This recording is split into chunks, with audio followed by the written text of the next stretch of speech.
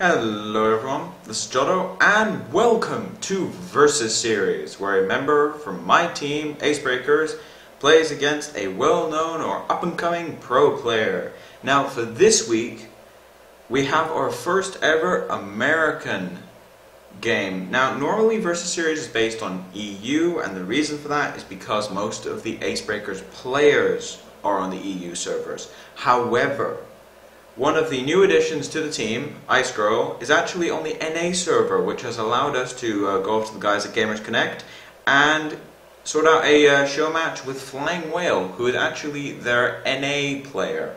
Now, he also does stream, so I'll put the link to his stream in the description because he did ask me to, so who am I to deny that? Anyway, before we start, first things first, there won't be any sound in the games this week. The main reason for this is a technical issue on my end that I have not had time to sort out. I've been rather busy over the past couple of days, so apologies for that, but I know what's wrong, I just haven't had time to sort it out, so that's a thing. Other things, tomorrow I'm actually doing tomorrow, I say tomorrow, if you're watching us on Hearthstone, then it will be today. Basically, Friday, 3 PM CET, I will be doing a Soulforge cast, or kind of cast, podcast. So if you play Soulforge or are interested in the game or anything, then go check that out. I'll put the link to my Twitch in the description and also to the post, which will have all the information on the podcast and etc. Last thing, bit of news, is that for this week, for the weekly, I'm going to be doing a top 10 of the most overpowered, or I say overpowered, just best cards ever. And let's just say that if you think 8-mana Mind Control is going to be on the list, you are sorely mistaken. It wasn't even in the top 40. Yeah, there are that many good cards that Blizzard have made over the past year. So anyway, without further ado, let's get started, shall we? So, on to the first set of decks. Now, Icegirl has brought a priest I am not even going to try and say the name of. Not trying. One last thing, the microphone, I've ordered a new one, but it's going to take a while to get here, so I'm going to have to deal with this thing for the next week or two. Anyway, so this deck from Icegirl appears to be a tempo priest list, and it's running the one circle with the Arcanine, because Arcanine is a lot more of a tempo card, and circle can actually really screw you over sometimes in this list. It's also running Kiltazot and Drag, along with 3 6-drops, 3 5-drops. Wow, it's just running straight curve all the way down. I've seen something similar to this list, and it's a very, very good list. I'm very, very curious to see how it goes. Now, on to FlyingWhale's list. He is playing a Shaman, and if I had to guess, Hiko made it. Because the name of the deck is Hiko. Anyway, so, or Xixo, or whatever his name is. Anyway, so this particular Shaman list has a single Undertaker in it. It also has a single Mana Tide, a single Gnomish Inventor, single Azure Drake, single Sludge Belcher. This is a very, very teched out list. It's one of those lists that gives it extra versatility in certain matchups in exchange for consistency. And I quite like the idea of some of these lists. I'm a lot more consistency-based player, so I really, really like my 2-obs. But a lot of people do like their 1-obs because it means that you just have little tech cards here and there, and it really does help some of your matchups. So anyway, on to the mulligans. Now we've got Icegirl is going first, and you just send the Shadow or Death here, I would say, and we actually have a Flametongue Totem being sent back here. I think I get it because he's trying to get a Death to Rattle card as soon as possible. Now I should imagine we're just going to see the Shadow or Death go back here. Yeah, the other two cards are just too good, I'd say. Northshire is amazing, but you don't really want to play it turn 1, but you still want it. And Zombie Chow is also pretty good on turn 1 for a priest. And Undertaker. So, interesting thing there, she actually did send back the Northshire. Now, I said it was pretty good, but you don't want it on turn 1. I still think I stand by that, although I can see the logic in sending it back. What she's trying to do is, because she has Zombie Chow, she's trying to get other cards that curve well with it, because Northshire Cleric just dies to Lightning Bolt and Rock Biter. Now, we do have a very, very weird situation here, where FlyingWhale is having to go for a Undertaker in response to an Undertaker. I would actually Undertaker coin Lightning Bolt. The reason I would do this, and I think he might Earthshock. If you Earthshock, it's because you want a Totem on turn 2. The problem with doing it this way is Power Word Shield can be really irritating. Because that Lightning Bolt is now going to be stuck in his hand for the next couple turns because he wants to play Feral on turn 3, then he wants to play Defender. I think the curve I would have preferred was Undertaker, coin, Lightning Bolt, turn 2 do nothing, turn 2 you have Earthshock open. Yeah, I think the Lightning Bolt play was just better. So I would say that was a mistake. As we see, Icegirl actually got back the Northshire. And a wrong game.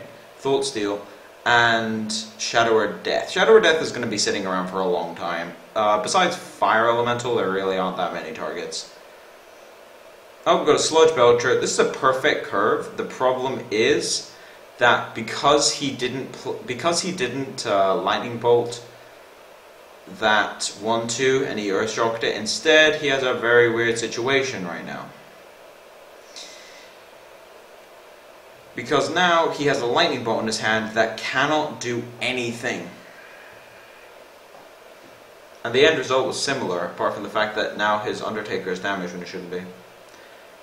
I think you have to Lightning Bolt this 1-3. The problem is, if you Lightning Bolt the 1-3, then you have to play Feral on turn 4, and then Sludge Belcher never. Sludge Belcher has to come down on turn 6. So, I don't think you can afford to Lightning Bolt. I do think that that turn 1 play was a huge mistake, and it may cost him this game, because his tempo is completely wrecked. Absolutely wrecked. He's going to be doing nothing useful for the next couple turns. The only way he wins at this point is if Icegirl doesn't get anything useful off the Thought Steal or off the top of the deck. Now, this is an interesting situation. Do you play the Creeper and apply pressure, or do you play the Thought Steal? I think I'd Thought Steal, and yeah, I think I'd Thought Steal, and the reason for that is because the 2-2 can kill any totems. Now, normally it would be a mistake to attack first before Thought Stealing, but in all honesty, you just want to kill the Undertaker, and there are no zero-cost cards that could be taken, so, I mean, Totemic might, I guess, but that's not going to happen. So basically, there was no downside to doing that. Now, I do think that playing the Creeper and the heal on the Zombie Chow is the perfect play here. It means next turn, you can go Power Word Shield and Gnomish and just draw a bunch of cards. I kind of feel as if Icegirl is really far ahead at the moment. I mean, as far as hand goes, we do have a serious advantage in favor of FlyingWhale. However, there are 2 draw spells in Icegirl's hand right now. This is incredibly awkward. To be honest, at this point, I think you skip the Feral. Just play the Creeper and the Totem. Because if you play Feral, you can't play Sludge Belcher, and if you can't play Sludge Belcher, I think you're just going to lose this game. Yeah, he's following the same process.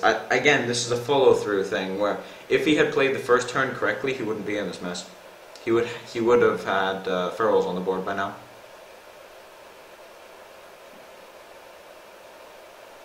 Double Power Word Shield, and a Northshire, and the Earthshock. That was a brutal turn. Clear the board, and now he has a million ways of drawing cards. Or, sorry about that, she. I'm not very used to female Hearthstone players. There aren't that many of them.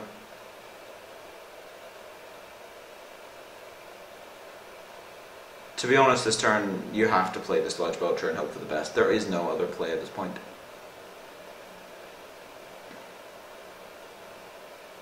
See what comes off the top of the deck. Kel'Thuzad. I think you just start playing out the Power Word Shields here. The question is, what do you target? I think you may want to... I don't think you want to play into Earthshock, so I think putting them separately, maybe. So putting one on one creature and another on another. I would say put it on the Zombie Chow. Because then you can kill the Sludge Belcher, and you have 2... Wait, no, you could heal, and no, I still think putting on the Zombie Chow is better. The Zombie Chow. Arcanine. Interesting. And now we're going to see the Northshire come down here. Now the reason she's playing Northshire instead of Loot Hoarder is because Loot Hoarder still works when you have Arcanine on the board. Northshire doesn't. So basically, she's playing the Northshire because she knows that if she has to play the Arcanine, then the Loot Hoarder still works, but the Northshire doesn't, and the Northshire becomes a completely dead card. Now, normally I'd say slam the Loatheb, but I don't think you can in this situation. This is one of those turns where rolling high on 3 targets would be really nice. The question is, can you even afford to totem here? Yeah, Spell Power Totem, but I actually don't think you could have. I think Feral Spirit had to be the play there. The problem is, if you play Feral Spirit, you can't play Loatheb. Definitely should trade. Definitely. The problem is, you can't play Loatheb if you play both Overload spells. Let's see, you'd have 7, 5, 3 mana. Yeah, you can't really do that. It feels so bad, and I know I'm kind of hammering in the point right now, but if he had played the Lightning Bolt on turn 1, he would be winning right now. It's amazing how tiny mistakes can actually cause such a big swing in the game. 'Cause think about it, he would have played the Feral, he would have played the Defender, and the Sludge Belcher on curve. Like, it would have been absolutely game-ending, but instead we have Loathebs getting 8 mana Shadow Word Death.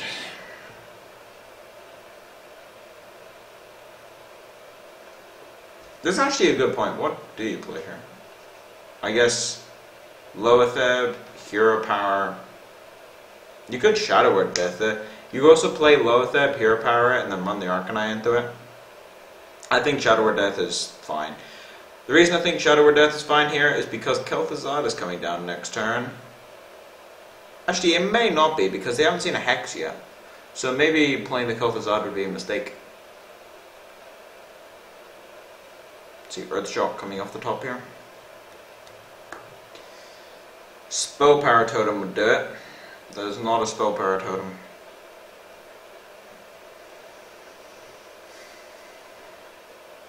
Yeah, this is a really rough spot. I don't really see... I don't see FlyingWhale coming out of this. I really don't. This seems like one of those impossible situations where you're just kind of... This happens to Shaman a lot, where if you get behind on the board, you just end up getting messed up.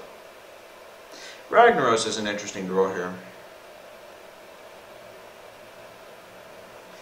I think you actually play Loatheb, and how much mana do you have? That's 8. Okay, you can't play Thought Steal because if you do, you can't Hero Power. So yeah, this is actually completely correct. Kill one of the wolves with the Arcanine, and then use the lesser heal to deal some damage. Now, I actually think killing the totem with the lesser heal may have been better there, but I don't know, because if you do it this way, it means that the Loot Hoarder doesn't die for free. But then if you kill the totem, then you don't get the heal. That's actually a really interesting situation. I'm not sure what was correct there. I think using it on a minion was correct. I'm not sure which one was, though. This is why I really like card games in general, not just Hearthstone, but a lot of other card games as well, is because decisions aren't always black and white. There's always a lot of variance as to what is correct. And that's what I really like about games like this. Oh, we're going to see the legendary Flame Tongue stacking totem. Now, this is just... Unfortunately, this Arcanine? I keep saying Arcanine. It's Arcanine, isn't it? Yeah. This Arcanine is going to do some work. I would say we see... oh, God. I would actually Circle of Healing and play Kel'Thuzad. Oh. Okay, so it's not sacking the Arcanine. I think I would have actually... Yeah, this is why Kel'Thuzad's a bit stupid sometimes. I think I would have actually Circle of Healing there, pushed 3 damage. So you Hero Power the Taunt, and then you push 3 damage extra, and you still get your 3-5. But maybe saving the circle's better. The problem is circle doesn't have a use right now. At all. That's actually debatable. I'm not sure because it feels a bit like a waste of a card, but to be honest, circle is not doing much right now. The question is, will we see this rag? I would say yes. There are very few top decks that help him right now. I mean, if you think about it, you kill the Flame Tongue Totem, and yeah, the silence, mistakes were made. Yeah, she realized. Basically what happened there was Arcanine got silenced and short to hero power something. And the Hex. Top deck Hex. Hex got wrecked. That's crazy. I still think he's going to lose this game though. I don't really see a way back from this.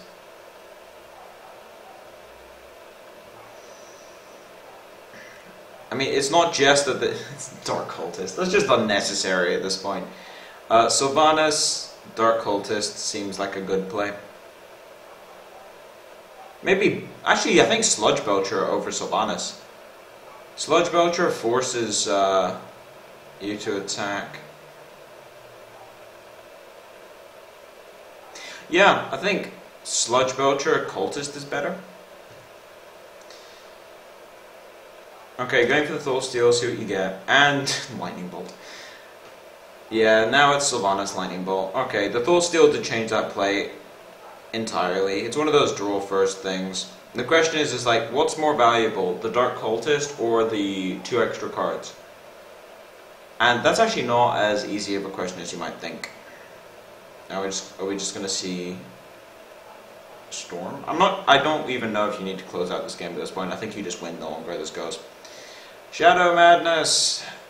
Actually not doing much in this situation. That's really rare against Shaman. Shadow Madness is almost a guaranteed 2-for-1 against Shaman, but not in this situation. That's interesting. So seeing the Lightning Storm come out here, okay. And then face, I don't really see a point in trading here.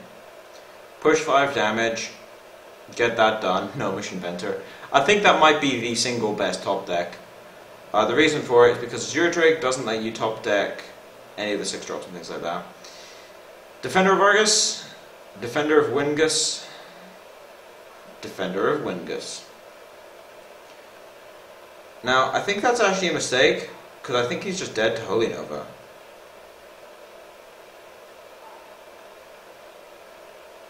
No, not quite. Yeah, the Overload! He's 1 mana off, just 1 mana off lethal. That's so annoying. Basically what you could do was Shadow Madness, the 3-2, and then Holy Nova. But this game's over. The Holy Nova is going to clear most of this. I'm not even sure if you do Holy Nova here. I think you might. If you Holy Nova, then you push 10 damage. And you can also play Cultist. Shadow Madness does something very, very similar though. You also push 10, but actually they do identical things. No, this only does 8 damage, I guess, but I don't think it matters at this point. They do exactly the same thing. You might as well hide the fact that you have Holy Nova. Although at this point, I don't think it even matters. I think this game is way too far gone for FlyingWhale to have a, well, FlyingWhale of a hope. And that was a terrible, terrible pun. As the feral spirits, the wind spirits.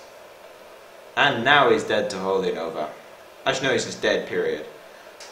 Yeah, as we see the concede. He was just dead, period. All he needed to do was trade the 3 attack minions and then just go face with the Sylvanas. Anyway, so Icegirl takes the first game, and FlyingWhale has brought out a very interesting token list. This is one of those, like, toolbox lists almost. We've got 1 Power of the Wild, 1 Acidic Swampooze, 1 Fairy Dragon. That's really going nuts on these 2 drops. No oozes in this list. Instead we have Anti-Control and Anti-Hunter. Or just both Anti-Hunter, I guess. Still got the Double Shade. We have 1 Defender, not 2. And besides that, it looks pretty standard. But the 2 drops, they're just crazy. I'm really curious to see whether the 2-drops actually matter much in this series. I would really like to see it. Fairy Dragon is very good against Priest, so we'll see if he actually gets the Fairy Dragon. Onto the mulligans. As he has one of the worst opening hands imaginable, so he just sends that back, and Icegirl actually has a really good hand. I would send back the Death, and then you can coin Undertaker, Northshire, and he can only Wrath one of them. I mean, that's the thought process. Like, he has to have it, obviously, but you can only... Shadow where Death comes back. Yep, that's happened before. Anyway, so... we do actually see coming out of this hand for FlyingWhale a lot of nothing. We have an Innervate and nothing to do. Okay. Yeah, you can't play that. Okay, moving on. Now, I should imagine we're just going to see the 2 1-drops here. Actually, the Belcher might change that. Does it? I think it does, because then you can go 2-drop, 3-drop, 4-drop. The 3-drop is Northshire Heal, in case you're wondering. Yeah, I think I agree with that. I mean, it's a little less aggressive than what I would probably do, but I think it might be better. It's difficult to tell.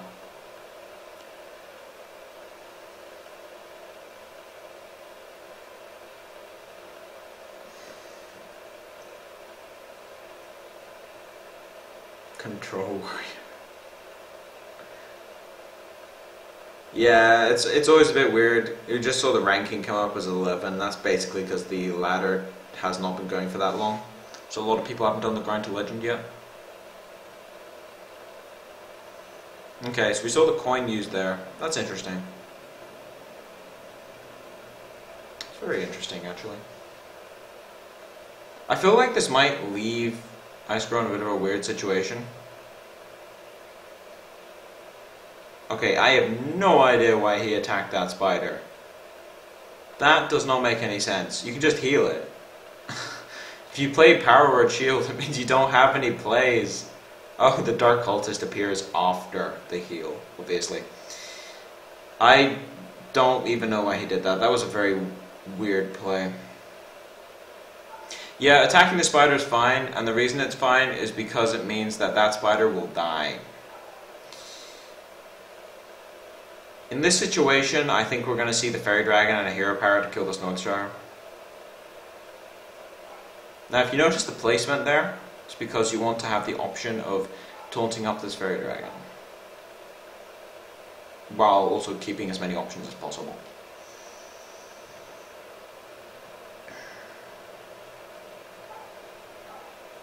Okay, so what are we going to see coming out here? We could see double Luke Hoarder. Double Luke Hoarder is really, really bad against Swipe, is the main problem. We could see Orkanai come down here. Try and get some attention diverted. The problem is you may need it for the circle, but there's only one circle in the list, so I'm not sure if you can save it for the circle. The other one is Dark Cultist. I think Cultist might actually be stronger. It's just less mana efficient and has less of a giant target on its head. So I think Cultist is the play, but I would also say that the Orkanai has some merit to it. Oh, second keeper. I think we're just going to see the swipe for the win coming out here. That is absolutely brutal. I mean, it's not for the win, but you know what I mean. I think the Karen is going to win this game, personally, as we're probably just going to see the Sludge Belcher come down here, as we see the turn tick over. Yep, the Belcher is going to come down. I actually think this game is already over. Not because of the board, but because there is no answer to Karen into Ancient Lore. That hand is way too strong against the priests. We could actually see Lotheb. I'm not sold on Lotheb. I think I would actually just play Cairn and then kill the 3-5 and leave the 1-2 on the board. I think that's correct. The reason you want to kill the 3-5 is because if he has Holy Nova, he just attacks the 1-1 and then wipes your board. I say wipes. There should be a Cairn on the board, I guess. He could just attack the Cairn and then Holy Nova, which would kill almost everything, and also leave. And it would also leave you with just a couple of the tokens left from your Cairn and Spider. And there's the Holy Nova top deck. I'm on a roll with these Holy Nova calls today. Keep in mind, I do not watch these games ahead of time, because if I did, my commentary would not act very surprised. I know, because I've done it before. Alright, so we're just going to see double Loot Hoarder attack. Do you even attack the long one? No, you don't. You just heal up. You don't want to kill the creeper. This is one of those things with the creeper, you just don't want to kill it. It just keeps pecking away at you. Powerwood Shield, does that change anything? Don't think so. I think you just slam the Ancient Allure, right? Ancient of Win, Ancient of Draw. You could also play Loatheb. The main problem with playing Loatheb is that you don't have... I mean, you still have 5/5 on the board, but what are you really scared of in terms of spells? You don't have the ability to go for lethal. There's no reason to stagnate the board for a turn. It does mean Shadow Word Death is completely uncastable. Now, we could see... actually, you could kill the Loatheb here. That is very possible. Orkanai, Heal, and both Loot Hoarders would kill that 5/5.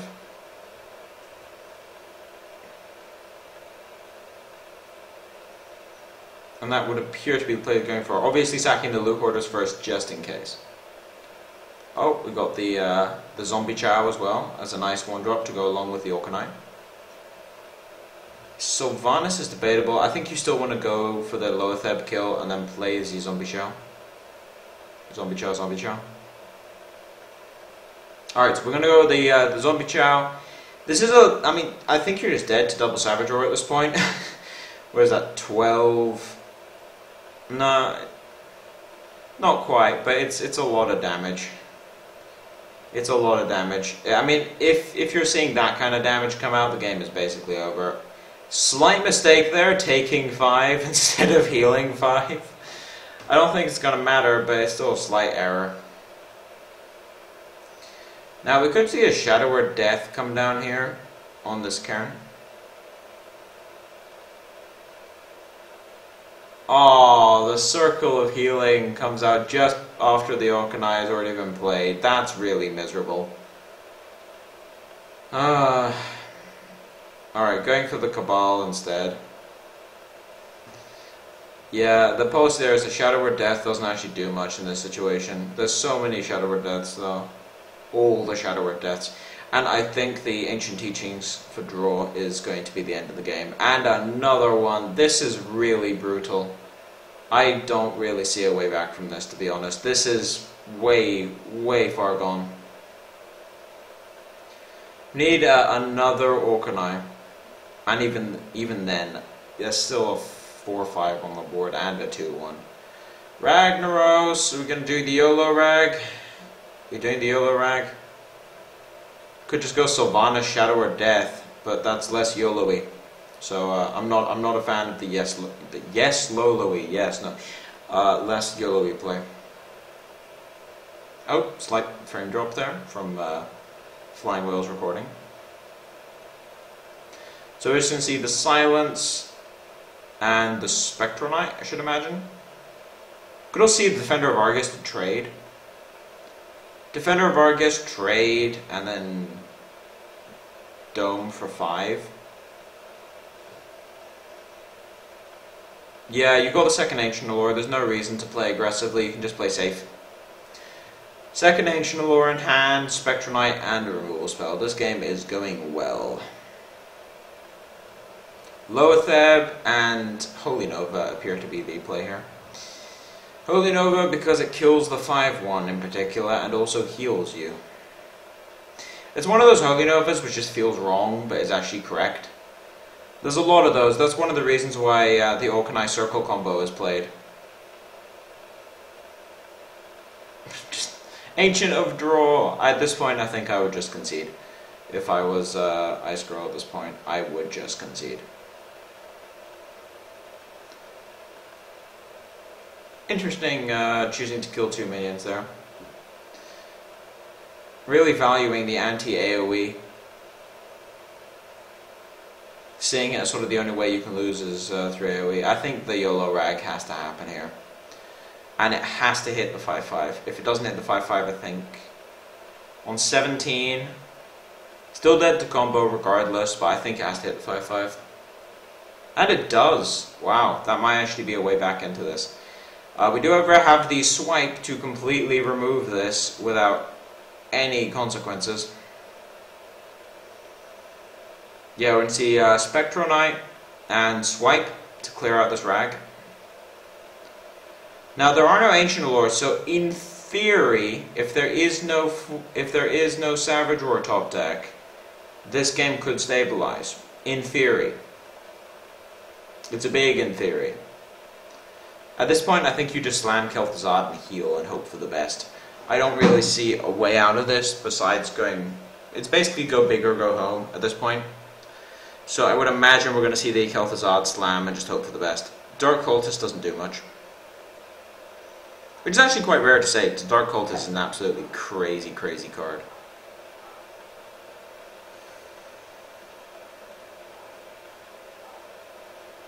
Second Spectral Knight. The Spectral Knights are looming.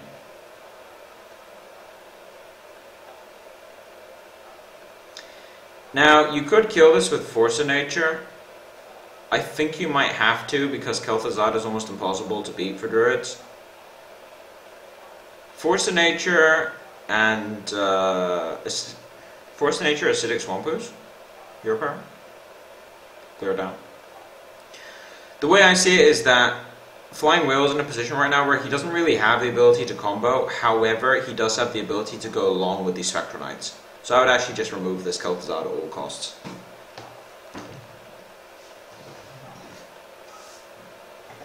Kel'Thuzad is one of those cards where if it gets rolling against a Druid, the Druid just loses. So if you can kill the Kel'Thuzad at the expense of a Force of Nature, you should probably take it. Okay, so saving the combo. I'm not sure if that's entirely correct.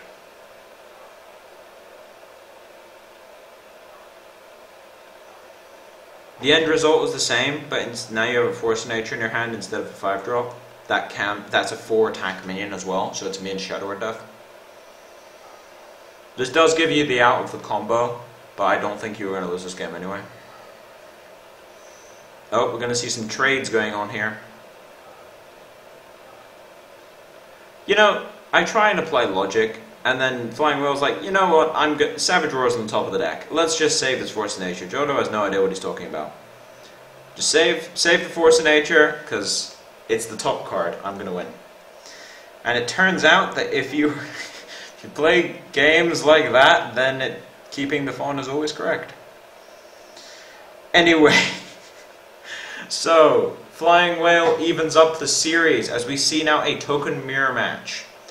Now, keep in mind this is a banned format. That's the reason why we haven't seen a Hunter. Because Hunter got banned and so did Mage. Mage?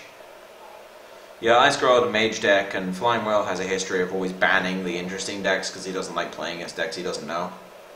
Even if it means playing against decks that have a high chance of beating him. He just doesn't like playing against decks he doesn't know. But anyway... So, this particular Druid list is extremely weird. Extremely weird. It's one of the most interesting Druid lists I think I've ever seen, at least in the current metagame. We have the Token Core, the old Token Core. So, Violet Teacher, Power of the Wild. So we've got that as a core going through this particular deck. Then we also have Sen'jin, so it's the old 4/4 plan. And I don't count Keeper of the Grove as a 4-drop. It's more of a situational drop. It can be 4, it can be 2 a lot of the time with Innervate. Things like that. So it's not really a 4-drop, it's situational. So a lot of 4-drops in this deck. Only one Druid of the Claw. That was interesting. One Druid of the Claw choosing to run 2 Spectral Knights over 2 Druid of the Claws. Trying to be a little bit more sustainable on the board as opposed to going for the straight charge. And besides that, we also have a Kel'Thuzad at the top of the curve here. So this is going to be a very, very interesting game. I think I would say that the slower Druid deck usually wins, but Druid mirror matches have a habit of never following logic. So I'm not going to try and predict this one. I would say that in theory Icegirl has the advantage because the deck is slightly slower, but in practice it's like 55%. It doesn't really impact the outcome of the game in a single show match that much at least. So anyway, On to the mulligans. Now, Icegirl has a full mulligan hand, and FlyingWhale has an almost full mulligan hand. However, he is going second, and he has a Harvest Golem. So I would say this hand is decent. So now we've got, he got Innervate and Shade. Wow. This is a little risky because of Keeper of the Grove, which is why I was thinking about this. I would say it's correct though. Yeah, that Shade is going to be miserable. Shade is going to be the big breaker here, I would say, because if you don't have Keeper, you just can't deal with it. Now, Icegirl has a very weird hand of 2-drop, no 3-drop, 4-drop, 4-drop, 5-drop. That's just weird. The Keeper, however, is going to stick around until later to deal with the Shade, I should imagine. We actually see a hero power. Interesting. I think I would have definitely gone for the Power of the Wild, 3-2 there. Lock his mana up. If he rots it, that's fine.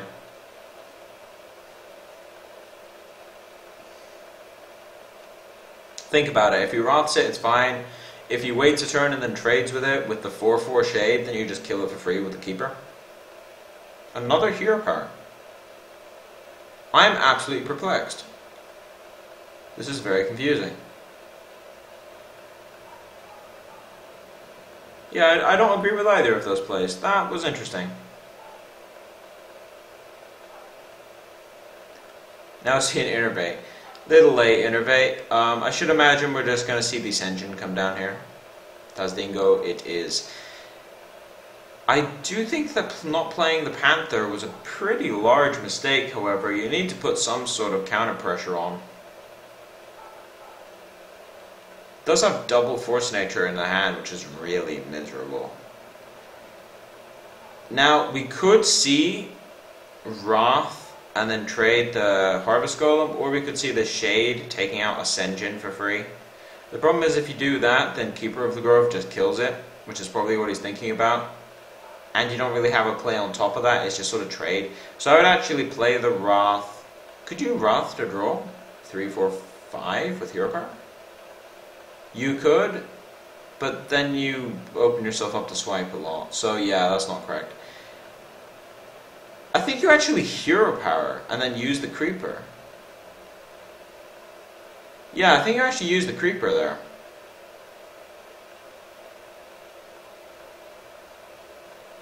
That was a weird turn though, so I think I would have used the Creeper, but that was definitely an odd turn. Oh, we got Innervate Ancient Allure, Innervate the Grand Savior.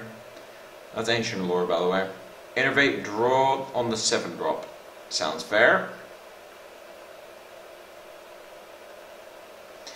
The real question is, when is the Shade going to attack? That is what separates a lot of Druid players from each other, is how they use their Shade of Naxxramas.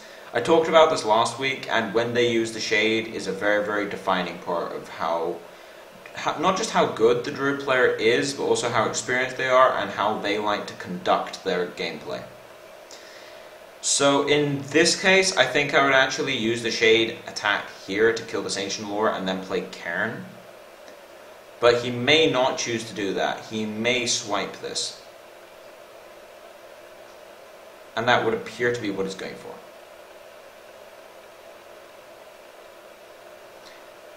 Alright, he is attacking with the Shade. He's trying to get some damage in instead.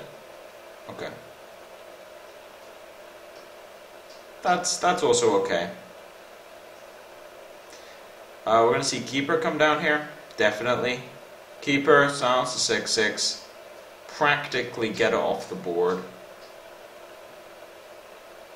And then play the Creeper? Or the Panther?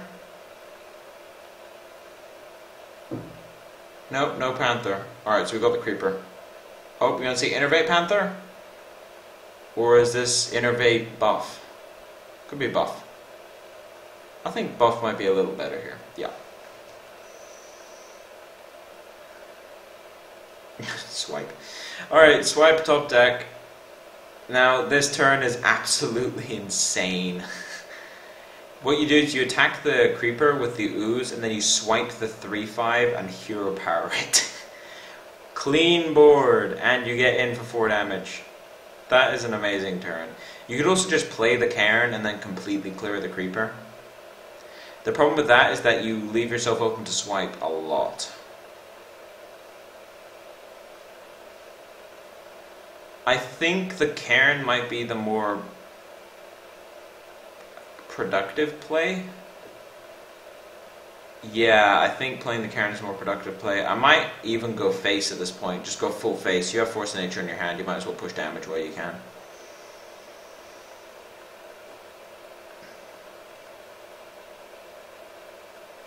Oh, we've got Fun combo in Icegirl's hand. At this point, I think you do use a Force of Nature to clear. You can get rid of 6 damage. The Cairn is still going to be a problem though. Playing the bear is okay.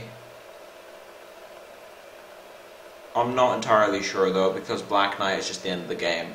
There aren't that many Black Knights running around, but it is possible. I think if you're going to go for the bear, you should probably kill the 3-3 and the 2-2. Not 3-3, 3-2 and the 2-2. Now, this swipe is going to completely dismember this board.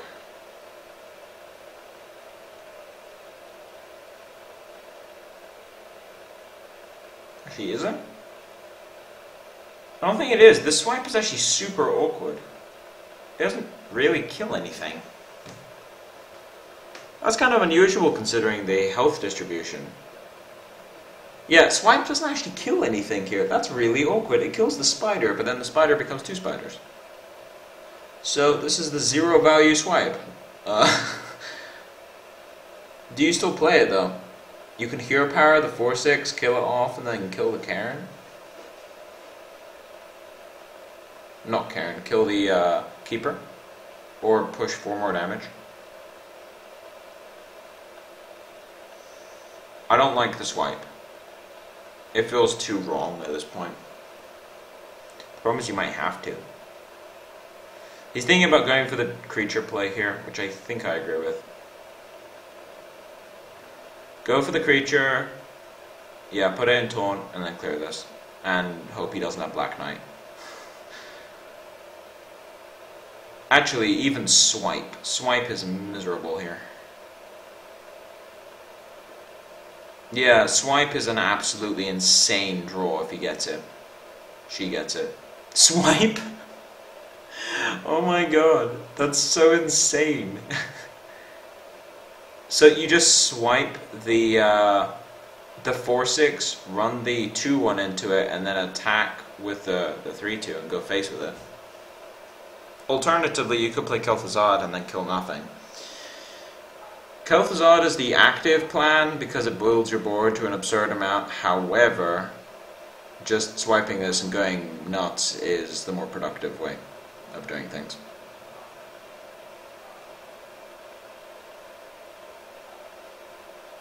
I would say you just hero power, attack with the 2-1, attack face with the 3-2, and your hero.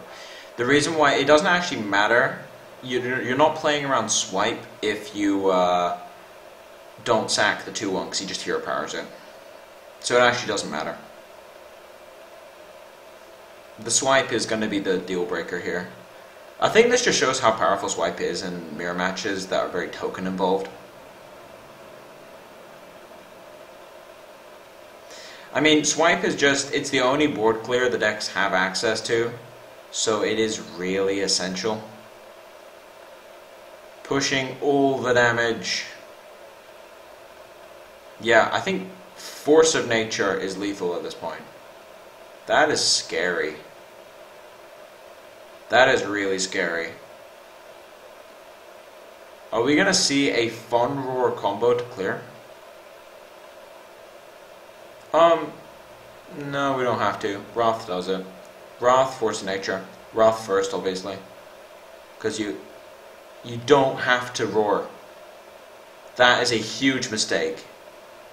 Did not have to roar. Did not have to roar. Basically, you could Wrath the 4-5 for 1 and draw and then clear. Did not have to roar there. That was a huge mistake, actually. I think that might be the end of the game. Because you can't race a Force of Nature with a possible Savage Roar if you do that play. So that's the end of the game. Unless like both Savage Roars are on the bottom of the deck, and then it's not the end of the game. But yeah, that was a huge misplay. Because that was a 2-turn clock, if you think about it. I mean, next turn you play Kel'Thuzad, and then it basically goes into a top deck war where you have a bomb if he bricks for a turn, and then you have Fun Combo. What? No, there's no reason to attack the 3-2 with your hero. There's absolutely no reason to. You're just dead to Force of Nature. Yeah, that was a really bad turn. Like, it was a terrible turn. To be honest, I don't think it would have mattered. Because as soon as the Savage Roar was played, I think the game was over. But that was a really anticlimactic end to that game. That was pretty weird. Anyway, so in that series we saw the first game, we had Priest versus Shaman, where the Shaman sort of lost track of the board and tempo because of the Overload Lightning Bolt in turn 1. I'm still impressed with how much of a difference that Lightning Bolt made. It really is crazy, where basically just playing that Earth Shock and then not being able to use Lightning Bolt while curving completely changed the game. That was a really interesting game actually to watch, just to show how much a single mistake like that can make, especially with Overload. The second game was fairly interesting. It came down to sort of a grind fest almost, where double Ancient Allure eventually won out. And a top deck Force of Nature, Savage Roar combo. The third game, I think FlyingWhale would have won anyway, because all he needed to do was draw Savage Roar and he would have won. But he may not have drawn it for several turns. So that last turn was just abysmal. I think Icegirl could have won that game actually if he had just bricked on the top decks for a couple turns in a row. All she needed was 4 turns where he didn't get the lethal. And I think the only lethal was Swipe and 2 Savage Roars. Yeah. Swipe and 2 Savage Roars. And Force of Nature. And Force of Nature would provide a 2-turn clock, I guess. You could also get Ancient Allure for healing, which would bump you up to 14, 15, considering Cure Power. No, Cure Power is cancel. So that would limit the ounce to 2. So there was actually it wasn't a good situation, but it was a possible situation for Icegirl to win that last game. But anyway, very interesting series. Thank you all for watching. If you like the content, please subscribe. If you have any feedback, put it in the comment section below. Now, remember, I will put FlyingWhale's Twitch in the description, and also the link to the SoulForge Twitch podcast thing page when it's up. It's not actually posted yet, at least if you're watching this on my channel. If you're watching on Hearthstone, it should be up by now. But anyway, as for now, this has been Jotto, signing off.